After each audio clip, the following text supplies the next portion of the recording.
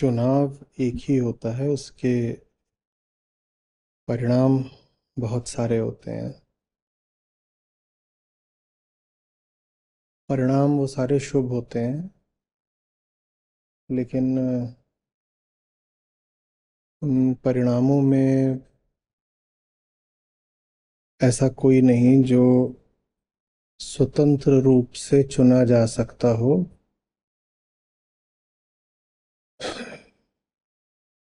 चुनाव एक ही होता है। परिणाम हमें भाते हैं, हम उन्हें शुभ बोलते हैं, और परिणाम अक्सर प्रकट होते हैं, स्थूल होते हैं,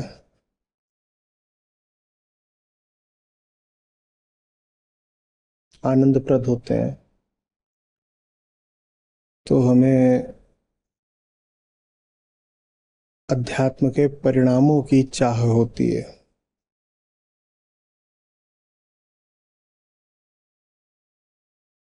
पर उन सब परिणामों के पीछे, उसको परिणाम बोल दीजिए या लक्षण बोल दीजिए,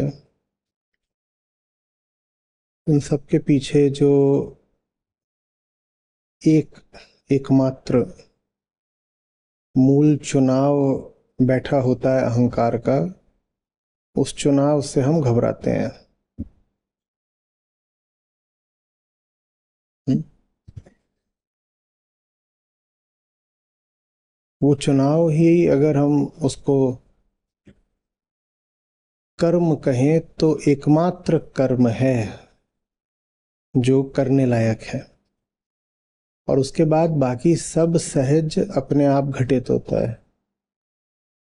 बाकी सब करा नहीं जाता, अपने आप घटित होता है। करने लायक एक ही काम होता है, और वो जो एक करने लायक काम है, हम उसको नहीं करना चाहते। हम परिणामों को करना चाहते हैं, और परिणाम कभी किए नहीं जाते। परिणाम तो स्वतः प्रकट होते हैं।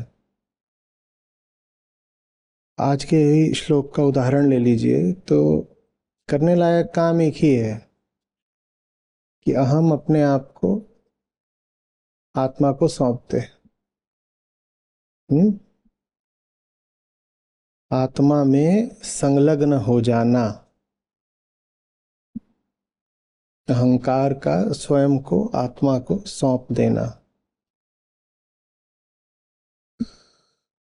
माने पल दर पल, प्रत्येक क्षण समर्पित रहना ऊंचाई को, हर क्षण चुनाव का होता है।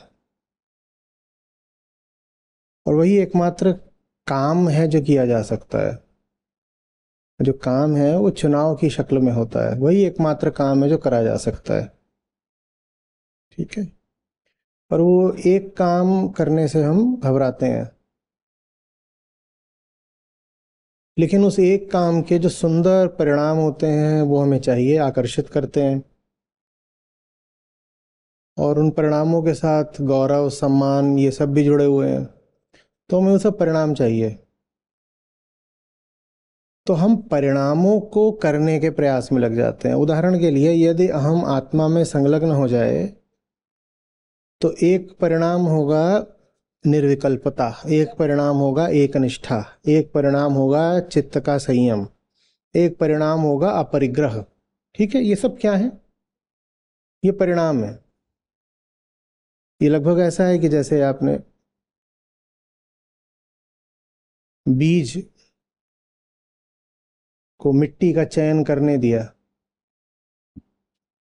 तो परिणाम में शाखा, फल, फूल, पत्ती अपने आप आ जाने हैं। वो करने की जरूरत नहीं पड़ेगी ना। अहम समझ लो बीज है, जिसको आत्मा की मिट्टी में टूटना है। हम्म। अहम बीज है जिसको जाकर के, जैसे बीज जाकर के अपने आप को मिट्टी में टूटने देता है, गलने देता है। आपको बीज संभाल के रखना होता है कभी किसी चीज का, तो आप क्या करते हो? आप उसे बिल्कुल सूखा रखते हो। है ना। उसको अगर मिट्टी क्या पानी भी मिल गया थोड़ा, तो बीज जो है फिर अपने अंतस को अभिव्यक्त करने लग जाता है ना। रात में आप चने भिगो कर रखते हो तो क्या होता है ना। तो उनमें आप पाते हो कि सुबह तक कुछ अभिव्यक्त होने लग गया, अंकुर फूटने लग गया, ये होता है ना। और जब अंकुर फूटता है तो फिर वो जो चना होता है उसका क्या हो जाता है, वो मिट जाता है ना। बीज अपने अंदर बस वही सामग्री रखता है जो अंकुर, पेड़, पौधा, इनके प्रकट होने में सहायक होती है, और जैसे ही वो प्रकट होने लगते हैं वो सारी सामग्री गल जाती है। माने अंकुर का फूटना, पौधे का आना है बीज का मिटना, गलना। बीज कहता है मुझे बचना है, तो अपने आप को मिट्टी पानी से बहुत बचा के रखता है, ये अहंकार करता है, वो अपने आप को आत्मा से बचा कर रखता है। वहां जाएगा तो कुछ बहुत सुंदर अंकुरित हो जाएगा, प्रकट होगा, फिर पल्लवित होगा, फिर पुष्पित होगा, फिर फलित होगा, बहुत सुंदर होगा। लेकिन इस पूरी प्रक्रिया में बेचारा बीज, जो गुठली है बीज, उसका क्या होगा। वो तो अहंकार कहता है मुझे अपने प्राण बचाने हैं, भले ही इसमें जो मेरी उच्चतम संभावना है उसका भी गला घुट जाए, तो अपने आप को प्रकट नहीं होने देता। तो जो एकमात्र चुनाव था उसको वो नहीं करता, उससे वो बच बच के चलता है। एकमात्र चुनाव क्या था, तुम बीज हो, स्वयं को मिट्टी को सौंप दो। तुम बीज हो, स्वयं को मिट्टी को सौंप दो। वो ये चुनाव तो नहीं करेगा, क्योंकि इस चुनाव में बड़ी कीमत देनी पड़ती है, अपनी हस्ती की कीमत देनी पड़ती है। बीज ही नहीं रहेगा, छोटी मोटी कीमत है। आप जो हो, आपका अस्तित्व ही नहीं बचना, इससे बड़ी क्या कीमत होनी है। तो बीज घबराता है, कहता है कि नहीं, मैं ये कीमत तो नहीं चुकाऊंगा। लेकिन लेकिन लेकिन लेकिन आहा, वो फूल सबको अच्छे लगते हैं। ये चिकनी पत्तियां बड़ी बड़ी स्वस्थ, ये हरी, सबको अच्छी लगती हैं। और फल लग जाए तो फिर बात ही क्या है, फल सबको चाहिए। हम्म। तना हो एकदम मजबूत, ऐसे भारी मजबूत तना, वो भी सबको भाता है, बढ़िया बात है। तो ये सब चीजें चाहिए। ये क्या है, जबकि बस ये मूल कारण के कार्य हैं, ये मूल चुनाव के परिणाम हैं। दर्शन की अलग अलग शाखाएं होती हैं, कोई कार्य कारण की तरह देखती है और कोई इसको परिणाम की तरह देखती है। कैसे भी देख लो, बात आपको समझ में आनी चाहिए। अब बीज को मिटना नहीं है, लेकिन वो सब चीजें बड़ी अच्छी लगती हैं। क्या मस्त टहनी है, अरे वाह, नीम का पत्ता है, इससे तो सेहत बनती है। आम की टहनी है, ये धर्म में शुभ मानी जाती है। सेब का फल है, an apple a day keeps the doctor away. हर चीज बढ़िया मजेदार है। क्या जामुन मिल जाए तो क्या बात है, सब चाहिए ना। हम्म। हर चीज का इस्तेमाल है। और आप उसको नहीं तोड़ो तो भी पेड़ है, उसके नीचे छाया मिलती है, पक्षी घोंसला बना रहा है, सब मजे आ रहे हैं। मिट्टी को रोक कर रख रहा है, पेड़ के तो फायदे ही फायदे हर तरीके से। लेकिन बीज को मिटना भी नहीं है। और पेड़ में जो कुछ भी अभिव्यक्त हो रहा है, प्रकट हो रहा है, वो चाहिए भी। हाँ। तो मिटे बिना, बीज को गलाए बिना बाकी सब चीजों की कामना करना और ऐसी हेरा फेरी करना कि जैसे वो कामनाएं पूरी की जा सकती हों बिना बीज को तोड़े, हम्म, ये चलता आया है, ये चलता आया है। अहंकार का आत्मा में लीन हो जाना, ये क्या है? चुनाव।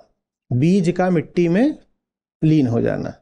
अब आम की गुठली की बात अलग है, या बेर जामुन, इनकी सबकी बात अलग है। इनमें तो आप ले जा करके गाड़ देते हो मिट्टी में बीज को, है ना?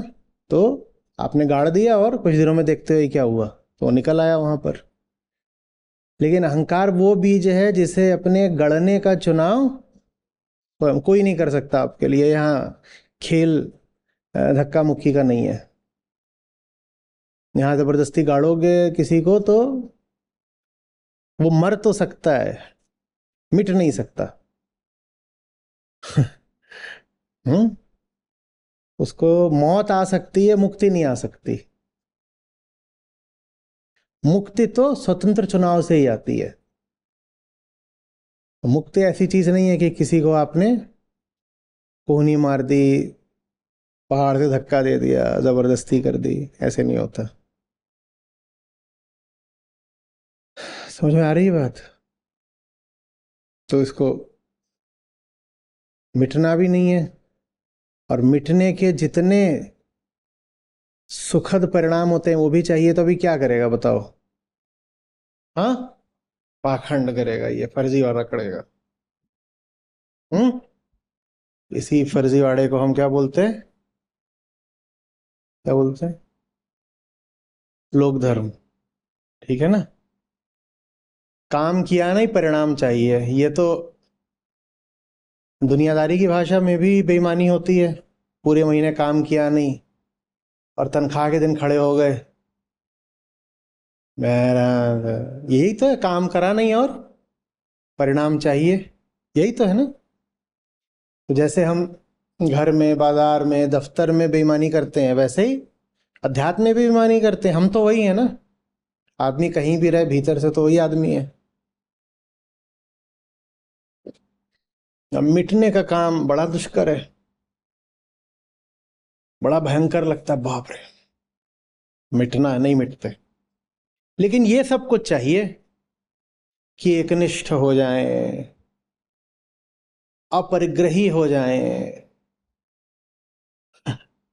और क्या क्या बोल गए आज, निर्विकल्प हो जाएं, संयमित हो जाएं, दत्तचित्त हो जाएं, यतचित्त हो जाएं, ये सब हो जाएं बिना मिटे। तो फिर ये सब होने का अभिनय करा जाता है और विधियां निकाली जाती हैं। नहीं तो विधि चाहिए नहीं, एक ही विधि है, क्या? मिट जाओ। जितनी शुभताएं होती हैं वो उससे अपने आप प्रशाखित हो जाएंगी। तुम्हें तो मिटना है बस। तुम मिट जाओ, सारी शुभताएं तुम्हारे मिटने से अपने आप फूट पड़ेंगी। जैसे पहाड़ी नदी हो कोई, बहुत वो चौड़ी नहीं होती है, खासकर उद्गम पे। और नदी, उसको वहां बोलोगे भी नहीं, धार है बस। और उस पर भारी एक ऐसे पत्थर रख दिया है। अब पत्थर रखा ही हुआ है, और तुम पत्थर के बाद माने नीचे जाके और नदी के लिए रास्ते बना रहे हो। कह रहे हो ये रास्ता बना दें, रास्ते पे फूल बिछा दें तो पानी सम्मानित अनुभव करेगा, आ जाएगा, ये सब कर दें। हाँ, रास्ते पे बाल्टी रख दें, कुछ कर दें, पानी आएगा, कुछ होने वाला है? तुम कह रहे हो वहां पे ऐसे है, दो तीन ऐसे ऐसे हम करके ऐसे ऐसे नालियां बना दें तो उसमें से निकलेगा पानी, कुछ होगा? पानी को जो करना है वो स्वयं ही कर लेगा। जिधर बहना है बह लेगा, जिधर नाचना है नाच लेगा। तुम्हें क्या करना है? एक चुनाव करना है कि पत्थर यहां नहीं होना चाहिए। ये अपनी राह के पत्थर तुम खोदो, तुम्हें खुद को हटाना है। अपने बीज तुम स्वयं हो, तुम्हें स्वयं को मिट्टी देनी है।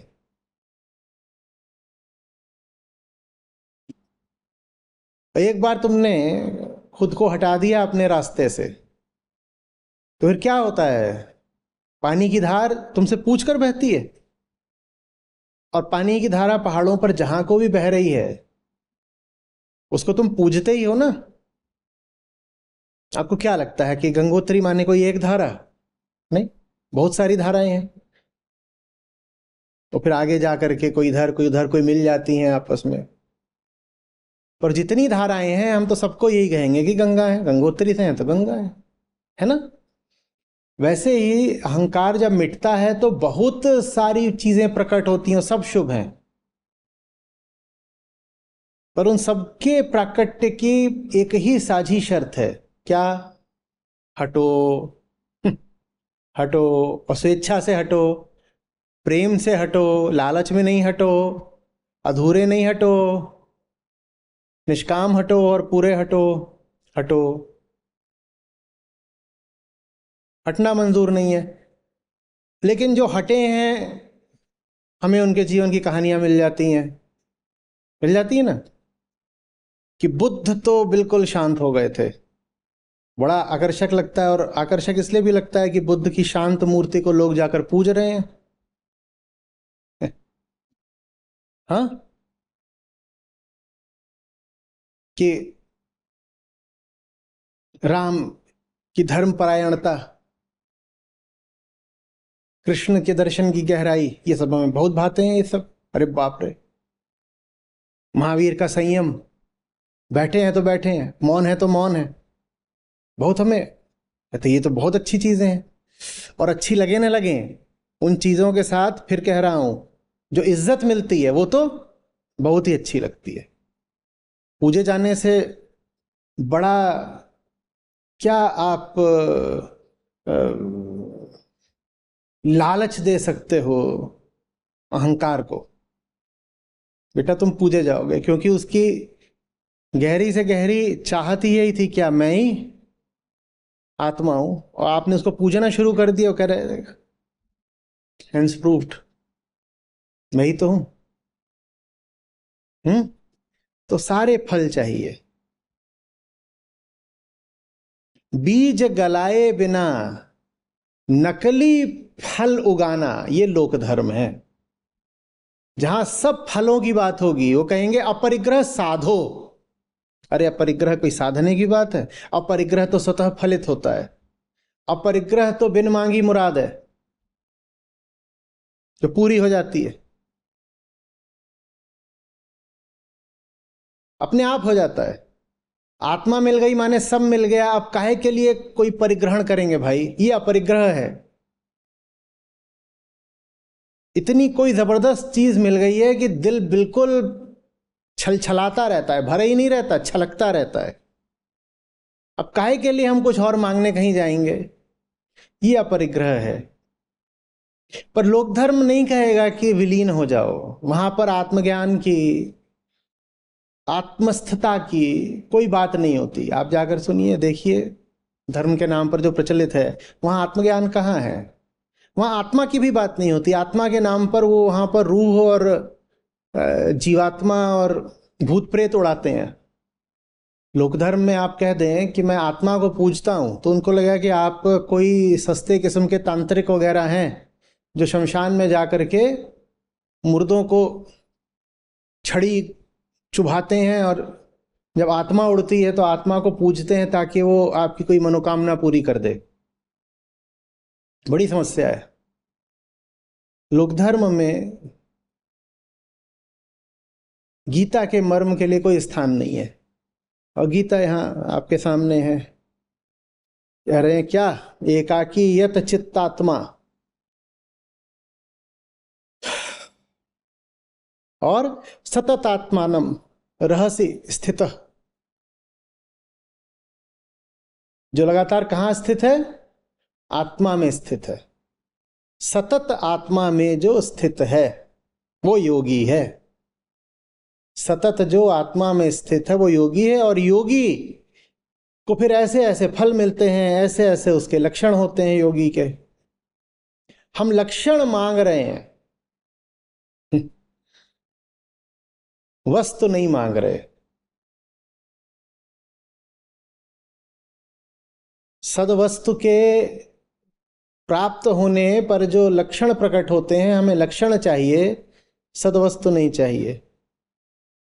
और उन लक्षणों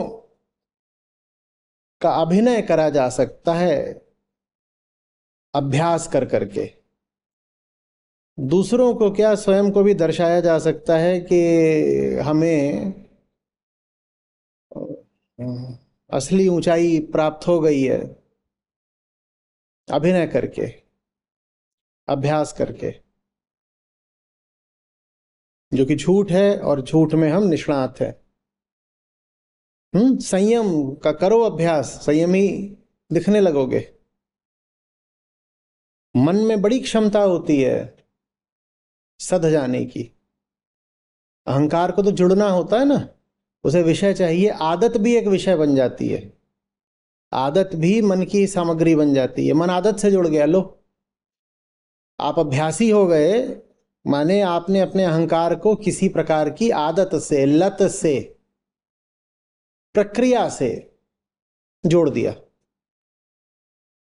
अब आप वही वही करने लगोगे, और तब ये धोखा खा जाना और धोखा दे देना आसान हो जाता है कि आप संयमी हो गए। संयमी कैसे हो गए?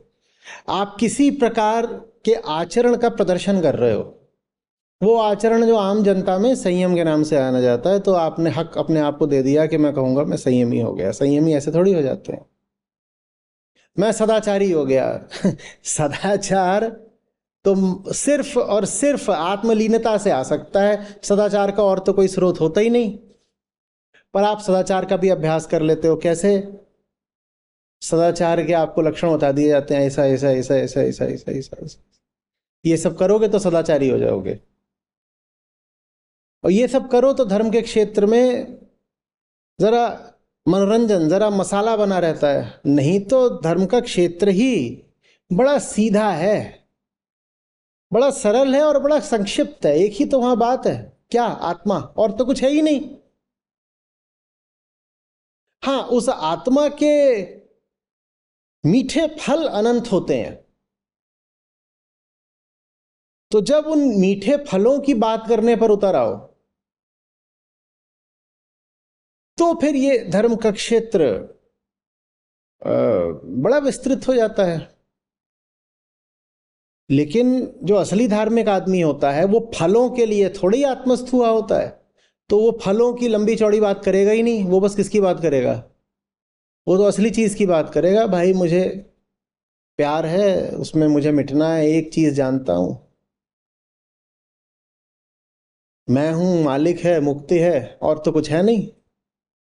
आप उससे कहेंगे फल फल फल, 28 तरह के फल।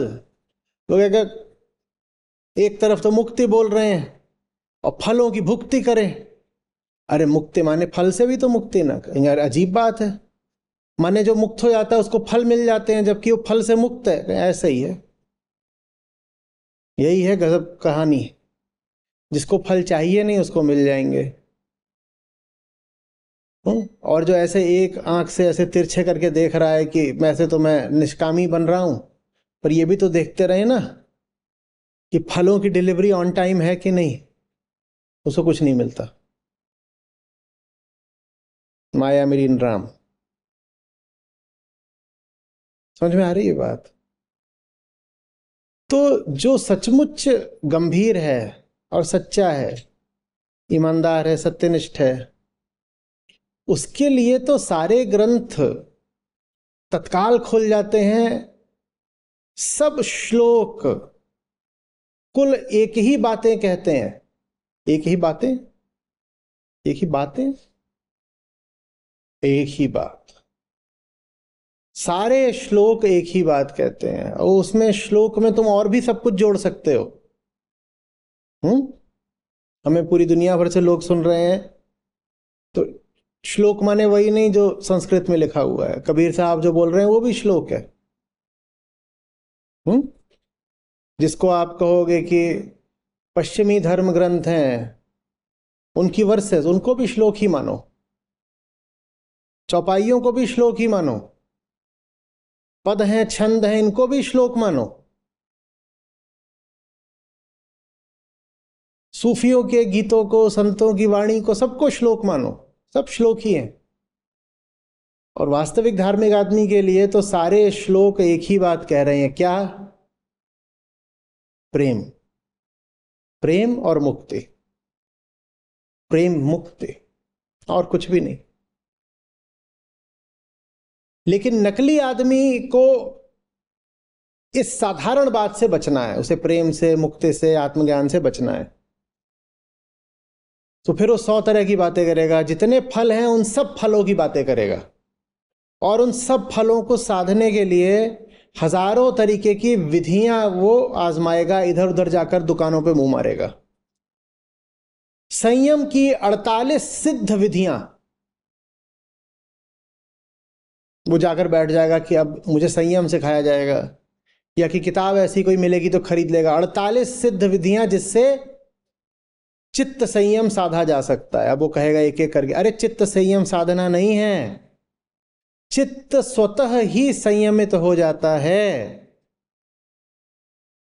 जब जिसको तलाश रहे हो उसका यथार्थ दिख जाता है, जिसको तलाश रहे हो उसके मार्ग में बाधा दिख जाती है।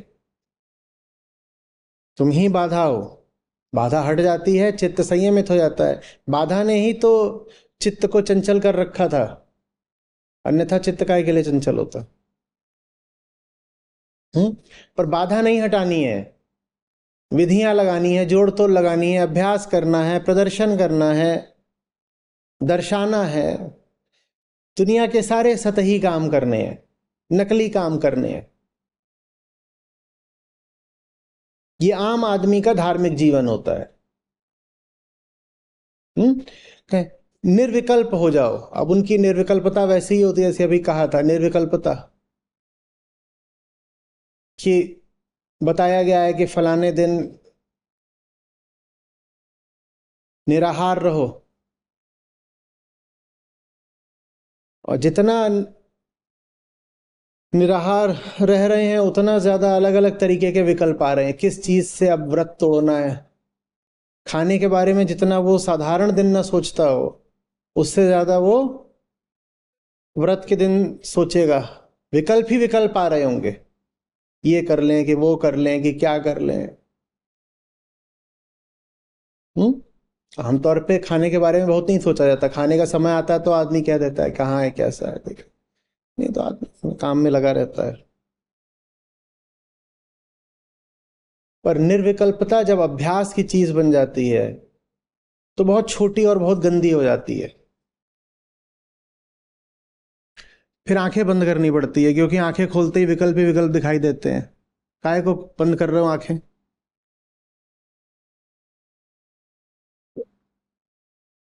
फिर कदम बांधने पड़ते हैं, क्योंकि टांगे चलती हैं तो विकल्प में दसों मंजिलें दिखाई देती हैं, तो फिर टांगों को भी बांध के रखो। ये सब चीजें तुम धार्मिक आदमी में पाते हो खूब कि नहीं? मुंह बंद कर लो, आंख बंद कर लो, वहां यही सब रहता है। ध्यान करेंगे, भजन कीर्तन करेंगे तो आंखें बंद कर लेंगे। क्यों कह रहे हैं नहीं आंख खोलो तो दुनिया भर की व्यर्थ सामग्री दिखाई देती है, हम विचलित हो जाते हैं। क्यों विचलित हो जाते हो? निर्विकल्पता का तो मतलब होता है कि कितने भी रास्ते खुले दिखाई दें, हमें हमारा रास्ता मिल गया है, विचलन की अब कोई संभावना नहीं बची है। पर तुम्हारी तो आंख खुलती है, तुम विचलित हो जाते हो। तुम्हें तो कुछ ऐसा दिख गया जो आकर्षक हो, काम उत्तेजक हो, तुम तुरंत विचलित हो जाते हो। विचलन का मतलब क्या है? विचलन का मतलब ही ये है कि निर्विकल्पता तो छोड़ दो, तुम तो सक्रिय रूप से विकल्प तलाश रहे हो, और किसी तरीके से अपनी तलाश का मुंह बांधे बैठे हो। गांठ खोल दी, खुद को जरा सी छूट दे दी तो बिल्कुल छुट्टे सांड की तरह भागोगे। किसी के पौधे कचर दोगे, किसी का खेत खराब करोगे, किसी के फल खा लोगे, किसी की गैया दौड़ा दोगे, कुछ भी करोगे। हाँ, अभी तुमने भारी रस्सी अपने यहां बांध रखी है, किस चीज की? अभ्यास की और नैतिकता की। पहले तो अभ्यास खूब किया है खुद को बांधने का, और दूसरे खुद को यह बताया है कि देखो धार्मिक कहलाकर खूब इज्जत कमाई है, अब अगर किसी दिन दिखाई दे गए भावनाओं कामनाओं के आवेग में, तो सारी कमाई पूंजी इज्जत की लुट जाएगी। तो इस मारे अपने आप को संयमित रखते हो। असली धार्मिक आदमी को अपने आप को बांधना नहीं पड़ता, वो अपने आप को पूरी छूट देता है और वो जो करता है वही शुभ हो जाता है। और शुभता से कन्नी काटने का बड़ा अच्छा तरीका होता है शुभता का अभ्यास करना। जो धार्मिक नहीं है, अपने आप को जो बिल्कुल भौतिक बोलते हैं, पदार्थवादी बोलते हैं, वो कहते हैं पदार्थ के पीछे जाएंगे, जो चाहते हैं मिल जाएगा। चलो एक मामले में वो सच्चे हैं कि उन्हें अभी पदार्थ से आशा बनी हुई है, तो छुपा नहीं रहे, झूठ नहीं कह रहे, कह रहे हैं हाँ पदार्थ से आशा बनी हुई है कि और पालेंगे चीज़ें तो जिंदगी में पूर्णता और रौनक आ जाएगी। वो वही काम कर रहे हैं जो उनकी मान्यता का है, उनके दर्शन का है। और फिर आता है तथाकथित धार्मिक आदमी। इसने आशा तो पूरी बना रखी है पदार्थ से ही, पर दिखाता यह है कि मैं पदार्थ की तरफ से उदासीन हो चुका हूं, निराश हो चुका हूं। जैसे अक्सर घरों के बड़े बूढ़े होते हैं, कुछ स्वादिष्ट बनेगा तो कहेंगे अरे रे रे हम ये सब नहीं खाते, हटा दो। कोई उत्सव जलसा हो रहा होगा किसी भी तरह का, किसी भी श्रेणी का, वो सबसे पहले उसको अरे रे रे हमें ये सब नहीं चाहिए। इन सब के प्रति तो अब हम उदासीन हो चुके हैं।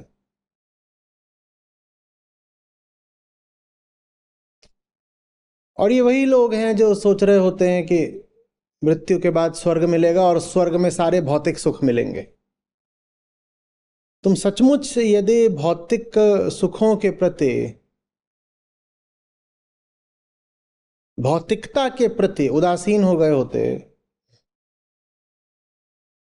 तो तुम स्वर्ग में या अगले जन्म में इन्हीं सब चीजों की कामना क्यों करते? तुम तो अभी भी किसी को, इतनी उम्र हो गई पर किसी को आशीर्वाद देते हो तो यही बोलते हो कि सारे भौतिक आशीर्वाद ही देते हो। कोई बता दो जो तुमने थोड़ा भी आध्यात्मिक आशीर्वाद किसी को दिया हो।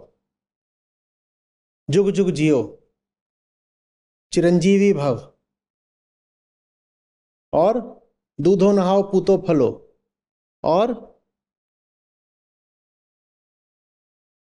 इसी तरह के चलते। और कहते तुम यही हो कि अब तुम्हें इस जगत से कोई आशा नहीं है। जगत से कोई आशा नहीं है तो दूध कहाँ से आ गया, पूत कहाँ से आ गया?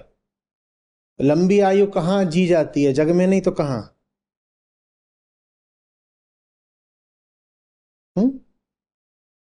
तो आशा है इसी संसार की, पर पाखंड ये की प्रदर्शित करना है कि संसार नहीं चाहिए।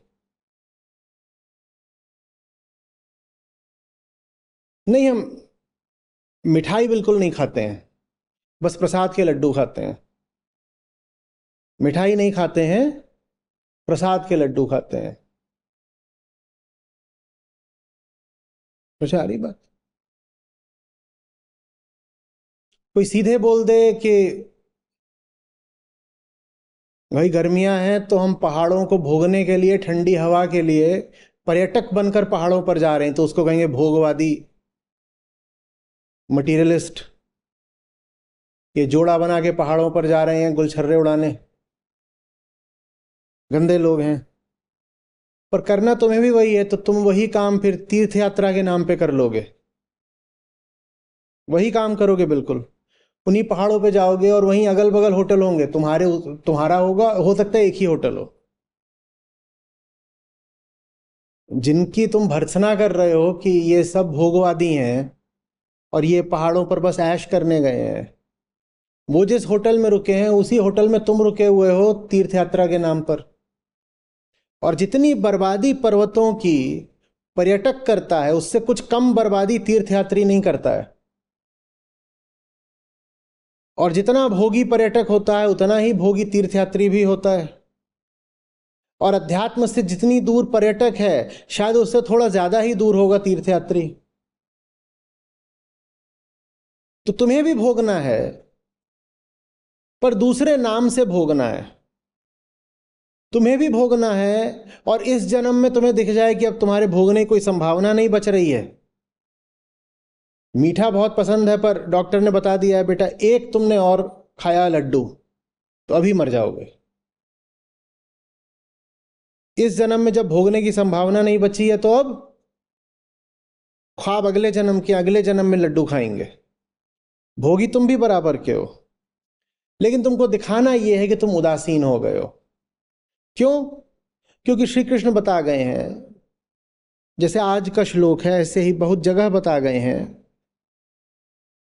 कि आत्मस्थ हो जाने का सहज फल होता है निराश हो जाना, जगत के प्रति आशा से मुक्त हो जाना।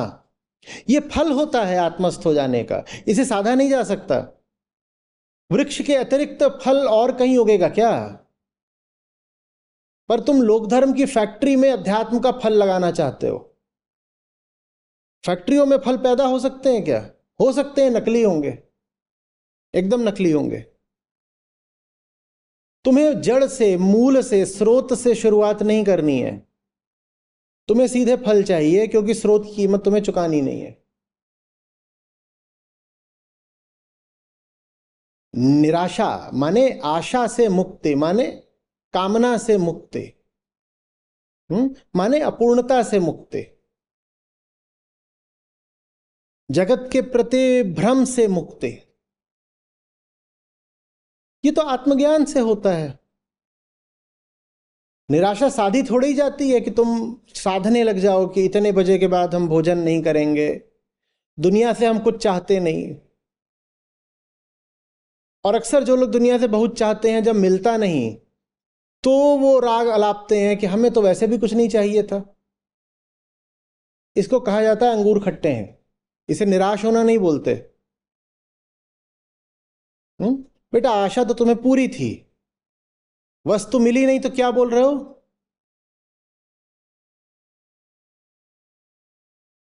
किसी की कामना थी वो मिली नहीं तो बोले हम तो ब्रह्मचारी हैं वैसे भी। अंगूर खट्टे हैं और कोई बात नहीं है।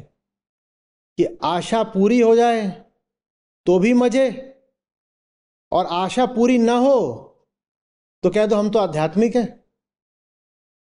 तो दोनों चित हो कि पट हो, हमारी मौज। आ रही बात समझ में? दुनिया में लह जाए, दुनिया में तीर तुक्का बैठ जाए तो दुनिया की मौज ले लो, खूब भोग लो। और दुनिया से लात पड़ जाए तो कह दो हम तो निराशी हैं, सन्यासी हैं, त्यागी हैं, हमें तो दुनिया से वैसे भी कुछ चाहिए ही नहीं था। चाहिए तुम्हें सब कुछ था और आज भी तुम्हें सब कुछ चाहिए है, पर तुम में इतनी काबिलियत भी नहीं, इतनी पुरुषार्थ भी नहीं कि तुम दुनिया की दौड़ भी दौड़ सको। हालांकि जो दुनिया की दौड़ भी दौड़ रहे हैं, उन्हें जो मिल रहा है उससे वो कोई संतुष्ट नहीं हो गए। लेकिन उनमें इतनी ईमानदारी तो है कि अगर उन्हें दुनिया से कुछ चाहिए तो वो दुनिया में दौड़ लगा रहे हैं। तुम तो वो हो कि जिसे दुनिया से जो चाहिए वो दुनिया से हासिल करने की क्षमता ही नहीं रखते हो। तो धूर्तता दिखा रहे हो, पाखंड दिखा रहे हो और कह रहे हो हमें तो दुनिया से कुछ चाहिए ही नहीं, हम तो दुनिया के प्रति निराश हैं। और फिर कह रहे हो देखो निराश होना तो उच्चतम बात है ना। श्री कृष्ण बोल गए हैं निराश हो जाओ, निर्मम हो जाओ, विगत ज्वर हो जाओ। ये तो श्री कृष्ण बोल गए ना, निराश होना कितनी ऊंची बात है। हम भी इस दुनिया के प्रति कोई आशा नहीं रखते।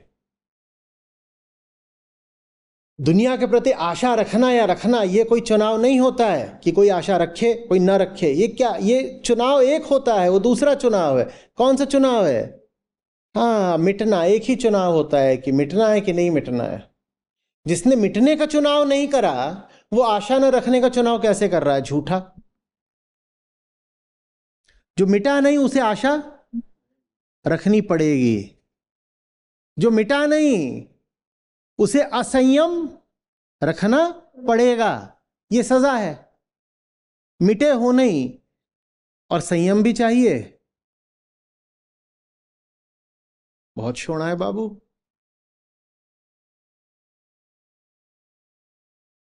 कीमत भी नहीं चुकाई और माल उठा के भग रहा है।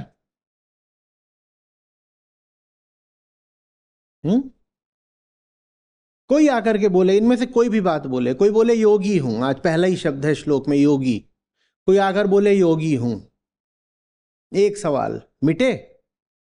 अब मिटे नहीं तो योग कैसा? योग माने ये थोड़ी होता है कि कॉपर और निकल की वेल्डिंग कर दी आपस में। योग माने ये थोड़ी होता है कि दो देशों के राष्ट्रपति आपस में हाथ मिला रहे हैं तो योग हो गया। कि योग माने ये होता है कि हवा में और कार्बन डाइऑक्साइड छोड़ दी तो हवा और CO2 का योग हो गया, ये होता है? योग होता है कि बुंद समानी समुद्र में अब के थे रत जाई, दो थे एक बचा, एक रहा दूजा गया, दरिया लहर समाई, ये होता है योग। तुम मिटे हो, व्यक्तिगत तुम्हारे कोई सरोकार नहीं रहे, समष्टि से एक हो।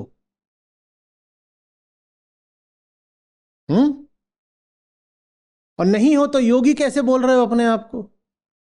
अभी व्यक्तिगत सरोकार सब बचे हुए हैं तुम्हारे, व्यक्तिगत मान, व्यक्तिगत सम्मान, व्यक्तिगत धन, व्यक्तिगत परिवार, व्यक्तिगत पति, व्यक्तिगत पत्नी, सब तुम्हारा, व्यक्तिगत बच्चे, व्यक्तिगत भविष्य,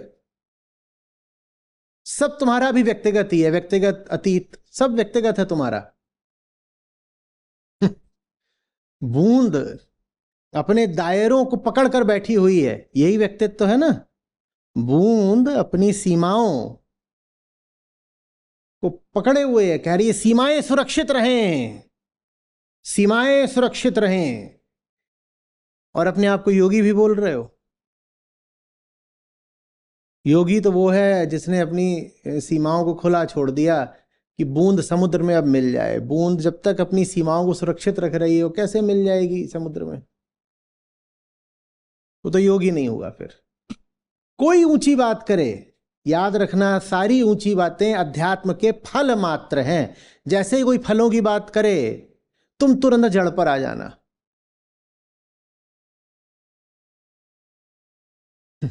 वो पत्तों का और टहनियों का जिक्र करें, तुम तुरंत जड़ की ओर इशारा कर देना।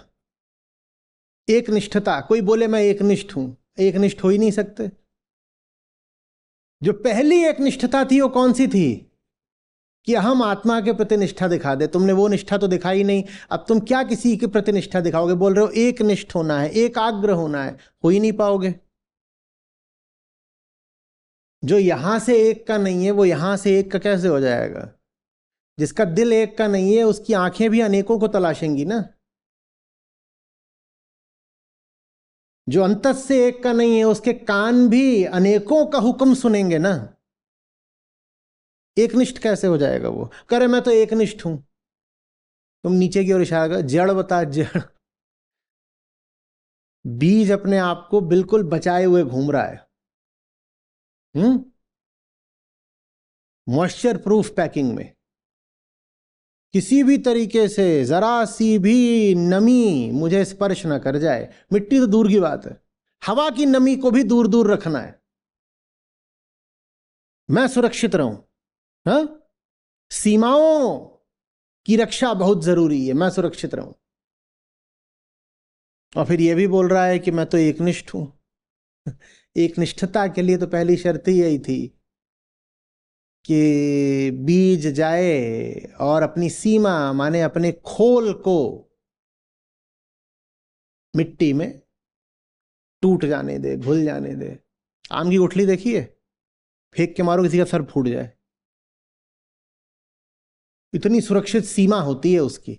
उसने अपनी सीमा पर कवच चढ़ा रखा होता है जैसे कछुआ। अब वो वैसे ही बनी रहे गुठली तो एक भी आम का पेड़ होगा? तुमने जो अपनी सीमा बना रखी है, अहंकार कौन है? वो जिसको बड़ी चौकस सीमाएं चाहिए, हमेशा डरा रहता है कोई आ ना जाए, कोई तोड़ ना दे मुझे, गड़बड़ हो जाएगी।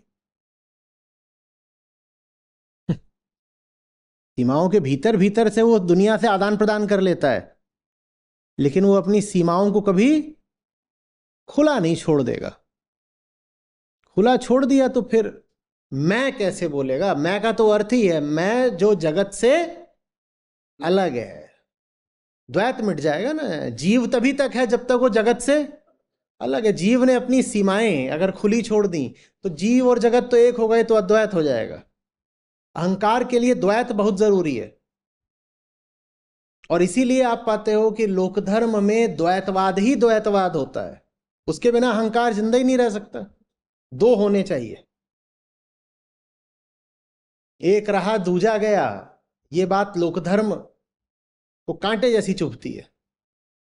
और इसीलिए लोक धर्म परम सत्ता के साथ भी दूरी का रिश्ता बनाता है, दो कर देता है। मैं यहां हूं और परम सत्ता ऊपर है, दूरी होनी चाहिए, द्वैत है। नहीं मानेगा कि वो परम सत्ता यहां ही है, कहेगा नहीं वहां है, ऊपर है, आसमान में है, पहाड़ में है, कहीं और है, किसी लोक में है, किसी ग्रह में है, इधर उधर कहीं भी हो सकती है, यहां नहीं है। तो एक द्वैत जीव और जगत के मध्य और दूसरा जीव और ईश्वर के मध्य। समझ में आ रही बात? सीमाएं बनी रहे। ईश्वर को भी दूर रखो स्वयं से, ताकि अपनी सीमा अक्षुण्ण रहे। ईश्वर को भी आसमान से उतार करके हृदय में स्थापित कर लिया तो गड़बड़ हो जाएगी ना। उसको भी अपनी सीमा से थोड़ा बाहर का रखो, बाहर का रखो, ताकि हम बचे रहें। कैसी गंदी चाल है ये अहंकार की। एक नहीं होना है, अपने आप को उससे एक नहीं मानना है, कहना नहीं नहीं नहीं कुछ नहीं, मैं वो सृष्टा है, मैं सृष्टि हूं, हम दोनों एक कैसे हो सकते हैं।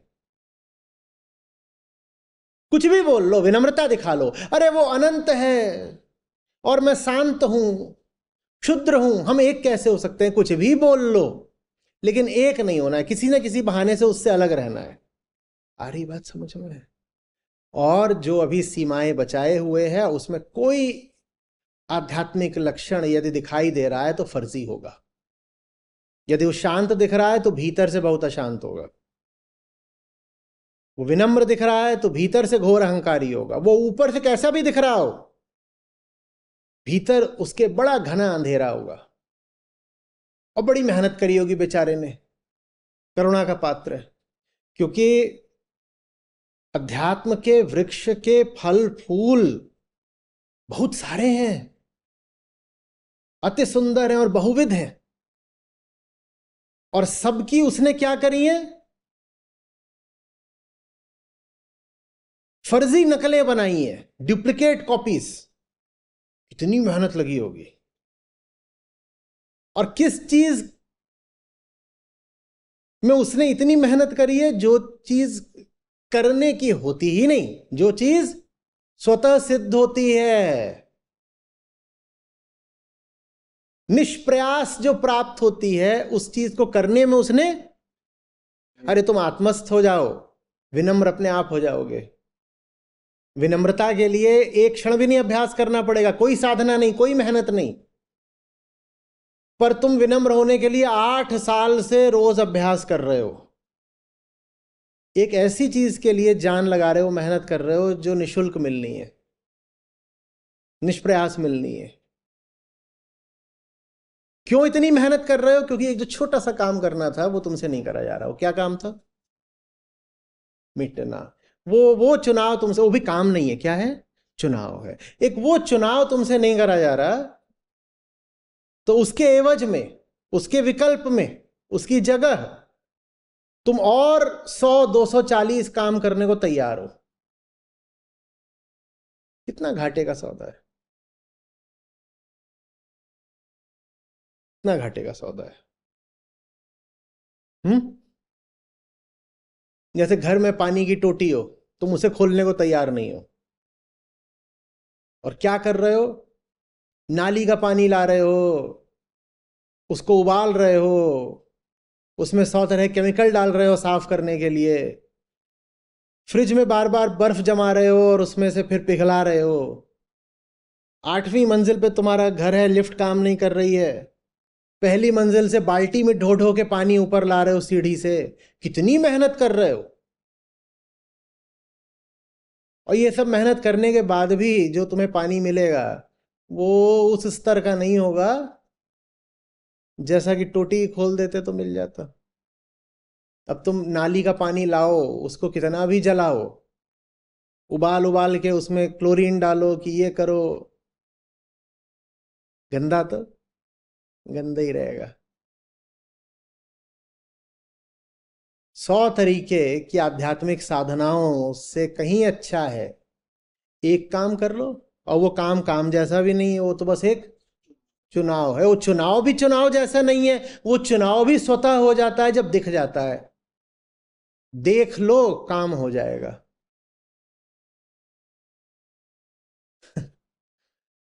देख लो, काम हो जाएगा। जा रहे हो, सामने मैला पड़ा हुआ है, चुनना पड़ता है क्या कि इसमें घुस जाएं या मुड़ जाएं?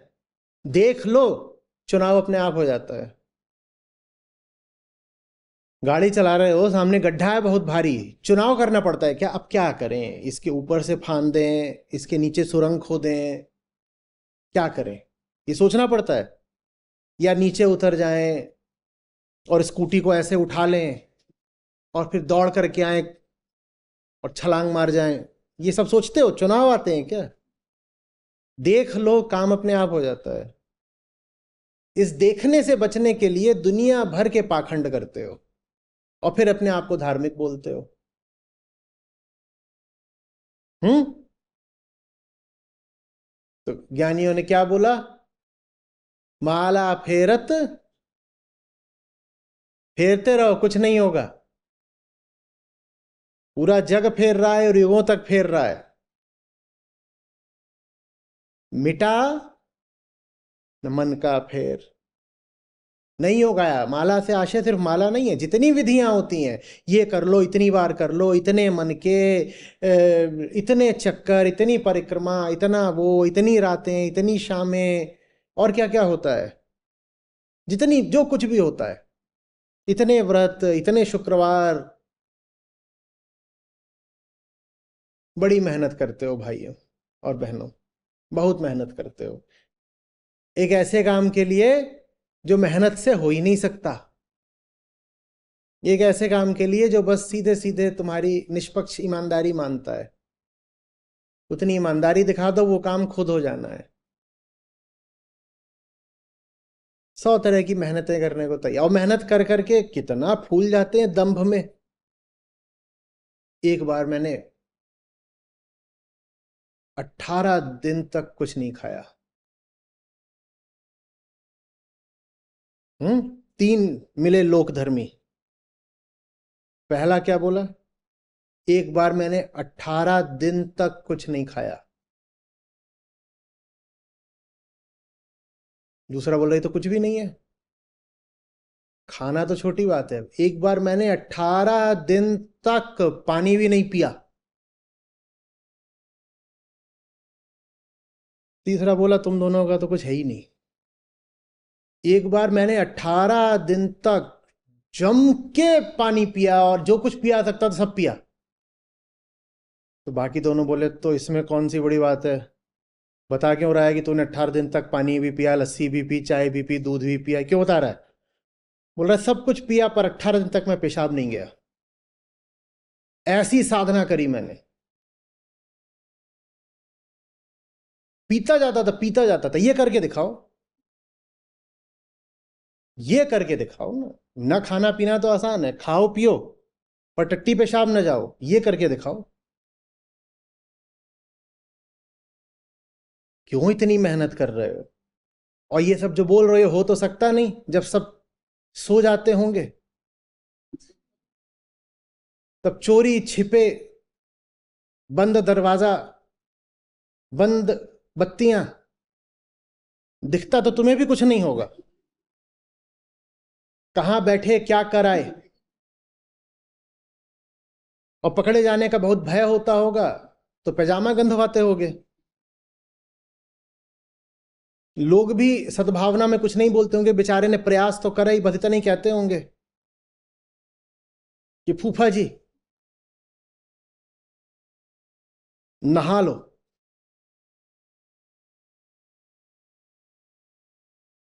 ये लोक धर्म है। कोई कह रहा है मैं खा नहीं रहा, कोई कह रहा है मैं पी नहीं रहा।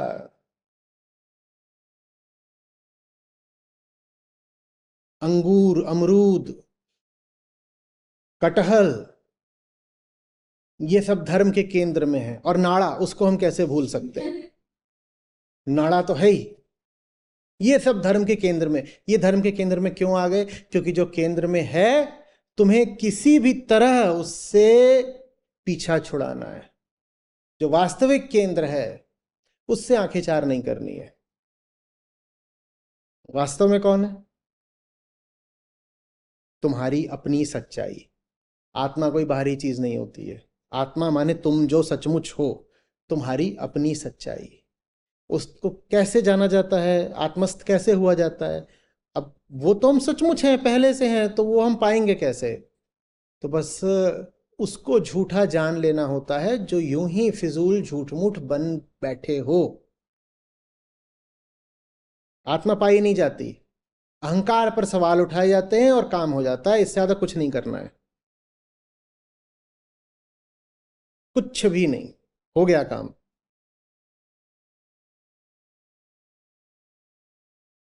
काम हो गया, बीज गल गया, सारे फल अपने आप प्रकट हो जाएंगे। जिन फलों की तुम कल्पना भी नहीं कर सकते, वो फल भी प्रकट हो जाएंगे। तुम तो दो ही चार गुणों को बोलोगे कि सद्गुण है, सद्गुण है, मुझ में भी ये सद्गुण होना चाहिए। दो ही चार गुणों की तुम साधना करोगे। अध्यात्म में तो तुम्हें ऐसे ऐसे गुण, ऐसी भेंट, ऐसे तोहफे, ऐसे वरदान, ऐसे आशीर्वाद, ये नियामतें कि आदमी के दिमाग के बाहर की। बिन मांगे मोती मिले, जो तुमने मांगा भी नहीं था उससे बहुत आगे का मिल जाएगा।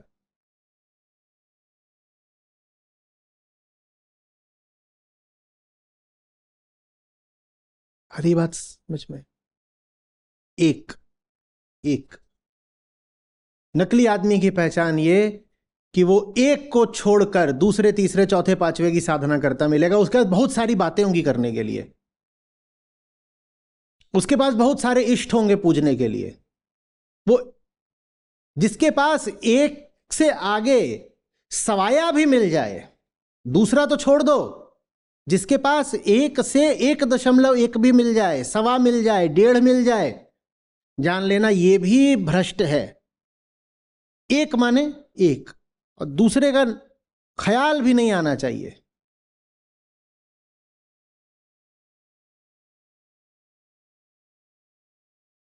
मैं और मुझे जहां गलना है, वो बीज नाली नुक्कड़ का ख्याल क्यों करे, वहां गलेगा? बीज पत्थरों का ख्याल क्यों करे, वहां गलेगा? बीज रेगिस्तान का ख्याल क्यों करे, वहां गलेगा?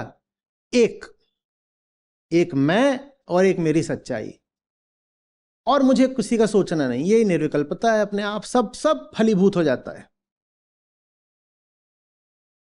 अपनी जिंदगी में देख लेना, दूजा तो नहीं मौजूद है। दूजा, तीसरा, चौथा, हमारे तो 18, 50, 40, 350 भी मौजूद होते हैं। जिसके पास पाओ कि इतने हैं पूजने के लिए। और पूजा ऐसे ही नहीं जाता कि तुम जा रहे हो तो देवालय में पूज रहे हो। तिजोरी में जिसको पकड़े हो उसको भी तो पूज ही रहे हो। भविष्य की जो हसरतें हैं उनको भी तो पूज ही रहे हो। जिस आदमी को पाओ कि एक के अलावा दूजे को पूज रहा है, आदमी गड़बड़ है।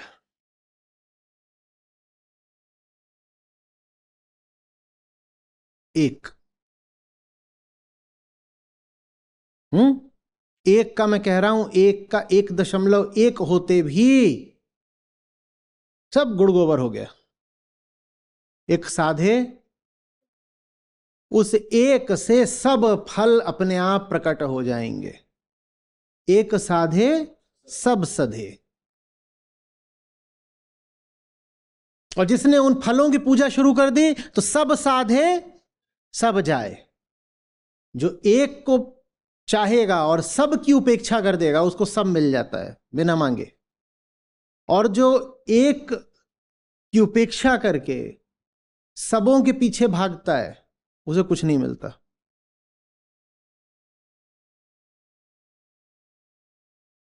एक माने तुम्हारी कल्पना नहीं, एक माने तुम्हारी मान्यता नहीं, एक माने तुम्हारी छवियां नहीं। उस एक का एक ही अर्थ है, जिसको उपनिषद क्या कहते हैं? एकम एव अद्वितीयम आत्मा। आत्मा एक माने वो नहीं कि जो तुम सोचे बैठे हो कि वो तो एक है, और नहीं नहीं नहीं नहीं, नहीं। तुम्हारी सोच वोच से कुछ नहीं, हटाओ सोच को अपनी। स्पष्ट हो रही है बात? जिंदगी में जितनी भी ठोकरें खा रहे हो, जिंदगी तो इतने ऊंचे ऊंचे फल चखा सकती है, आह क्या मिठास है, पर फल चखने की जगह पत्थरों पे ठोकरें खा रहे हो, और फल की जगह पत्थर खा भी रहे हो शायद। कारण एक, सारे आनंद का भी कारण और सारे दुखों का भी कारण। जिंदगी में कोई दुख मिल रहा है एक ही कारण होगा, एक को छोड़ करके बहुतों के पीछे भागे हो। बहुतों ने ललचा लिया कि लुभा लिया, डरा लिया, कुछ भी किया, या भ्रमित कर दिया, जो भी किया, पर एक को छोड़कर बहुतों के पीछे भागे हो। इसके अलावा जीवन में कोई दुख का कारण नहीं होता। बहुत सोचने की बात ही नहीं है, ये बहुत सोच विचार मूर्खों का काम है। जहां दुख पाओ कारण एक है, तू आदमी निष्ठाहीन है। हिंदुस्तानी में इसके लिए ज्यादा तीखा शब्द है, बेवफा। तू आदमी बेवफा है, और कोई बात नहीं है। दुख और कहीं से आता ही नहीं। संयोग कहीं से आ सकते हैं, घटनाएं कहीं से आ सकती हैं, पीड़ाएं कहीं से आ सकती हैं। दुख, दुख पीड़ा नहीं होता, दुख आंतरिक होता है। दुख तो सिर्फ तुम्हारी निष्ठाहीनता से ही आ सकता है। एक के अलावा कहीं और जाके सर झुकाए हो। पता नहीं किसके किसके चरण पूजते बैठे हो। कभी बाबा जी के, कभी बॉस जी के, कभी नेताजी के, कभी सेठ जी के, कभी फूफा जी के, जेठ जी के, बुआ जी के, मान्यता जी के, परंपरा जी के। न जाने कहां कहां अपने आप को बेच के आए हो, और जहां एक जगह मिट जाना था, बिक जाना था, वहां तुमने अकड़ दिखा दी। दुख है, एक ही वजह है। आनंद होगा तो उसकी भी एक ही वजह होगी। इतना सरल है अध्यात्म। अब बताओ दोहराने के अलावा क्या करें? श्री कृष्ण भी बेचारे हर श्लोक में दोहरा ही रहे हैं। अभी पिछली बार हम बैठे थे गीता में तो भी यही बात बोल रहे थे, अभी फिर वही बोल रहे हैं, पर हम चिकने घड़े। एक बात हमें समझ में नहीं आती,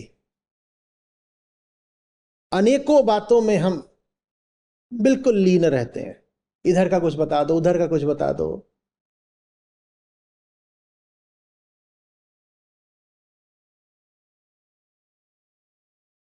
फलाने भूत की पूजा करो,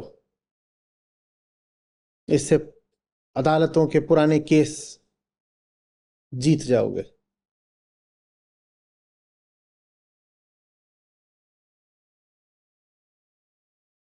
समझ में आ रही है बात? कोई आए बोले मैं बहुत परेशान हूं, मैंने बहुत सोचा, बहुत सोचा। तुम परेशान ही नहीं हो, तुम धूर्त हो, क्योंकि सोचने की बात ही नहीं है। सोच क्या रहे हो? अगर तुम परेशान हो तो एक ही वजह है, सोच क्या रहे हो? वजह तो एक है, इतना क्या सोच रहे हो? तुम परेशान हो और तुम परेशान रहना चाहते हो, उसमें कहीं तुम्हारा स्वार्थ है। मैं परेशान हूं और मैं पिछले 8 साल से कोशिश कर रही हूं परेशानी मिटाने की। नहीं नहीं नहीं नहीं नहीं नहीं नहीं नहीं। क्या 8 साल से क्या कोशिश? झूठी। क्या कोशिश? कोशिश चाहिए ही नहीं। सारी परेशानी की एक ही तो वजह होती है, वो वजह कोशिश से नहीं दूर होती। मिटने से दूर होती है। मिटना माने क्या होता है आचार्य जी? बाबा मिटना मिटना मतलब क्या है? अभी हमने नई श्रृंखला शुरू करी, wisdom from the world, James from the world, दुनिया भर से रतन। तो हमने किसकी बात करी थी उसमें? ज़ेन की। तो उसमें जो ये बांस होता है, पोला, पोपला, बैम्बू, इसका बड़ा महत्व होता है। बाप रे बाप! ज़ेन हो और बैम्बू ना हो बड़ा मुश्किल है। किसी ना किसी तरीके से वो उसको ले ही आते हैं। अपने यहां भी हम पाते हैं कि मुरली बाज उठी अनघाता, श्री कृष्ण हो मुरली ना हो, ऐसा तो देखा नहीं। तो ये क्या है मिटना? मिटना माने ऐसा हो जाना।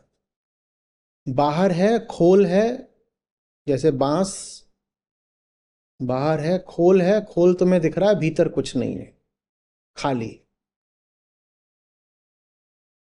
भीतर बिल्कुल खाली है।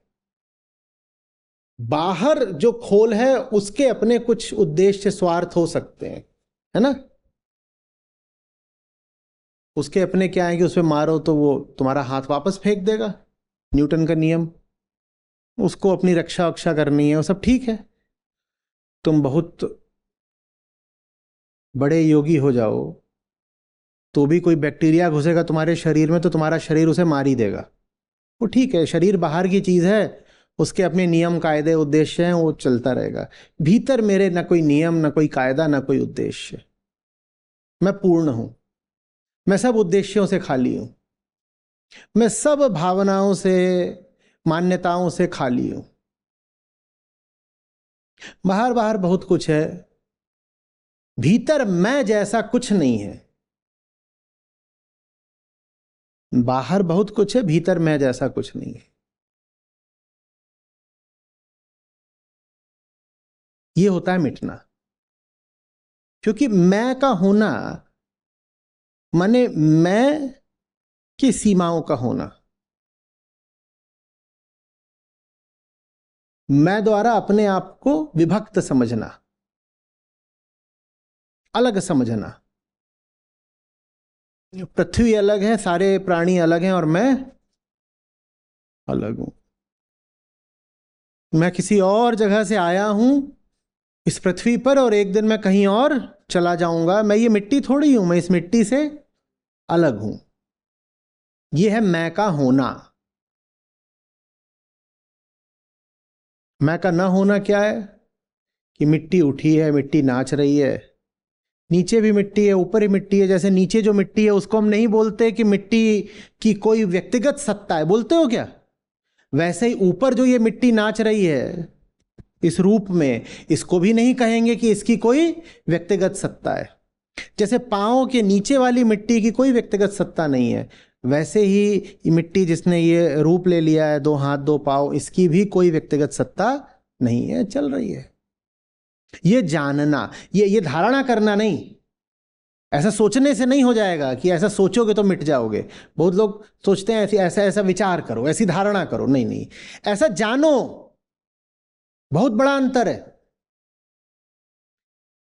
ऊंची से ऊंची बात मानने से नहीं हो जाएगा कि मैं भी ऐसे सोचा करता हूं कि मैं भी मिट्टी हूं, मैं भी मिट्टी हूं, मैं भी मिट्टी हूं। तू दूर हट, खाने दो मुझे, मैं भी मिट्टी हूं। तुम्हारे सोचने से नहीं हो जाएगा, तुम्हें जानना पड़ेगा। तुम्हें दिखना चाहिए, साफ दिखना चाहिए, अपने लिए दिखना चाहिए, निजी तौर पर दिखना चाहिए। ये नहीं कि अभी यहां बैठे हैं आचार्य जी तो उन्होंने कुछ कहा, जोर से दबाव बना दिया तो तुमने मान लिया हां मैं मिट्टी हूं। ऐसे नहीं, अचानक दिखना चाहिए, बार बार दिखना चाहिए, अपने एकांत में दिखना चाहिए, अपनी भीड़ में दिखना चाहिए, अपने स्वतंत्र पलों में तुम्हें यह सब दिखना चाहिए कि हां बात तो यही है, कुछ नहीं है। जैसे बांस मिट्टी से उठा है, वैसे ही मैं भी मिट्टी से उठा हूं, बस बांस की जड़ें दिखाई देती हैं तो हमको मानना पड़ता है कि मिट्टी ही तो है, घुसा हुआ है वो मिट्टी में। मेरी जड़ें नहीं है, तो मेरे पांव गुस्ताखी कर लेते हैं सोचने की कि वो मिट्टी से अलग है। काश कि हमारी टांगों में भी जड़ें होती, पर जड़ें होती तो तुम चल नहीं पाते। मिट्टी को छूट मिल गई है मिट्टी पर चलने की, तो मिट्टी मान बैठी कि वो मिट्टी ही नहीं है। ये होता है बांस होना। समझ में आ रही है बात?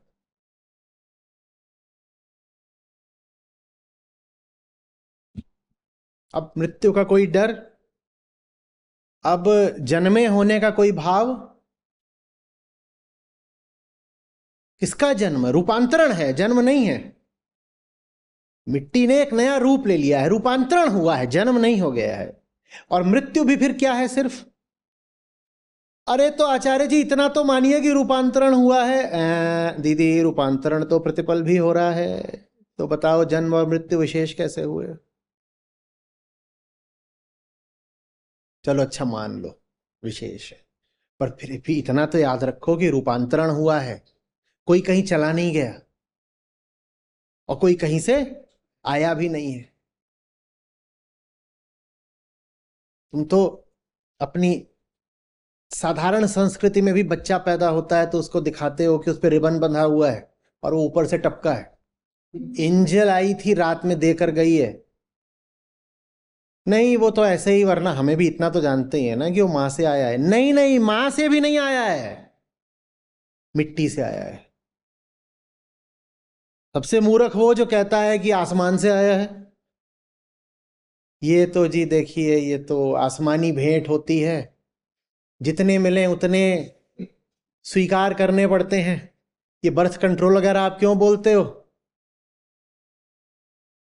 विशेषकर मुस्लिम बंधुओं में बहुत चलता है। ये तो अल्लाह की देन है, पैदा तुमने करा, अल्लाह की देन कैसे हो गए? तो पहली बात तो ये कि आसमान से नहीं आया है, और दूसरी बात ये कि तुमसे भी नहीं आया है, वो मिट्टी से आया है और मिट्टी ही है।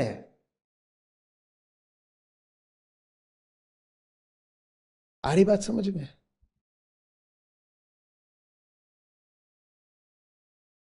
ये मिट्टी है। हाँ। कोई समस्या? समस्या ये है कि हम मिट्टी को तो बहुत अपमान की दृष्टि से देखते हैं ना। तुम जब उसे अपमान की दृष्टि से देखते हो तो तुम्हें बुरा लगता है कि तुम्हें मिट्टी बोल दिया गया, क्योंकि तुमने मिट्टी को चीज ही क्या बना रखा था? नीचे की चीज है, मैं तो कचर देता हूं, पांव रख के चलता हूं। तो फिर ज्ञानियों ने क्या बोला? एक दिन ऐसा आएगा मैं रौंदूंगी तोए। तू इसीलिए अपने आप को मिट्टी नहीं मान पाता क्योंकि तू रोज रोज मुझे कचरता है। माटी कहे कुम्हार से तू क्या रौंदे मोए, तू मुझे रोज रौंदता है ना, इसीलिए तू मान नहीं पाता कि तू खुद भी मिट्टी है। तू घट है ये तू स्वीकार नहीं करता, तू कहता है मैं तो घटकार हूं।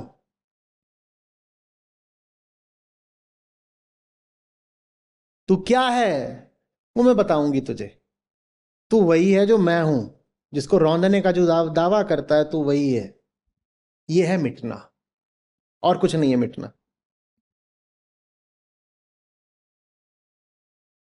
समझ में आ रही है बात? अब बताओ, क्लाइमेट की समस्या बचेगी अगर मिट जाओ? जिसने जान लिया कि वो यही मिट्टी है और मिट्टी ही घास है और मिट्टी ही पक्षी है और मिट्टी ही पर्वत है और मिट्टी ही जंगल है, जब जंगल कटेगा तो उसको कैसा लगेगा? मैं कट गया, मैं मिट्टी हूं, मिट्टी ही जंगल है, तो जंगल थोड़ी कटा रहे, मैं कट गया। द्वैत सारी बड़ी समस्या है। द्वैत कहता है मैं अलग हूं, जंगल अलग है, जंगल कट भी गया तो क्या जाता, और अगर मेरे स्वार्थ के लिए कट गया जंगल तब तो बिल्कुल ही कोई बात नहीं।